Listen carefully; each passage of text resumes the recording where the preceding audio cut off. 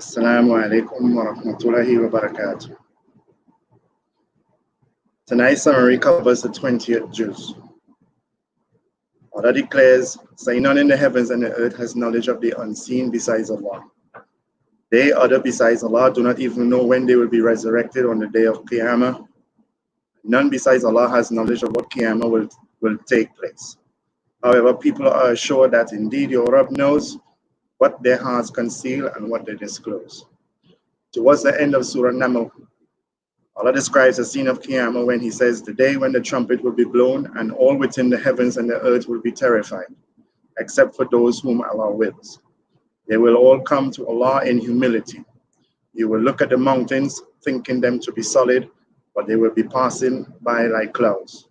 This is the doing of Allah, who perfects everything, and indeed He is informed of what you do. Whoever brings a good act shall receive something better, and they will be safe from the terror of that day. Whoever brings a sin, they will fall on their faces in the fire, and you are only recompensed for what you have perpetrated. In the concluding surah, Allah assures man, your Rabb is not unaware of what you do.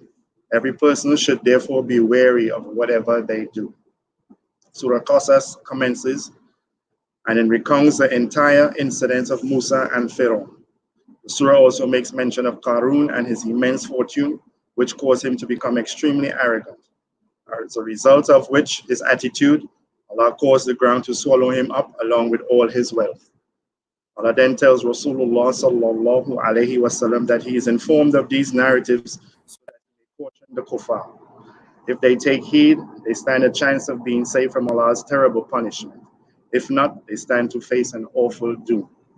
Allah then prompts the kuffar to think for a while when He says, tell me, if Allah makes the night perpetual to you until the day of Qiyamah, which deity besides Him can bring light to you? Can you not hear? Say, tell me, if Allah makes the day perpetual for you until the day of Qiyamah, which deity besides Him can bring night to you, wherein you may find peace? Can you not see?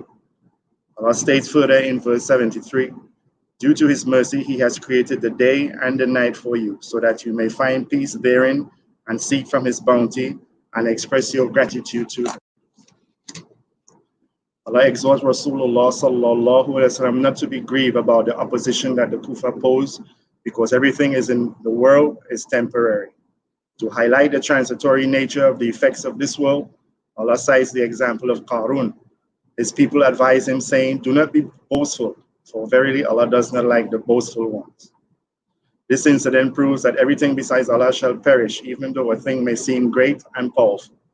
Surah Qasas ends on the note of Tawheed, where Allah says, do not call to another deity with Allah. There is none worthy of worship but Him. Everything shall perish besides His countenance. All decisions rest with Him, and to Him shall you all be returned.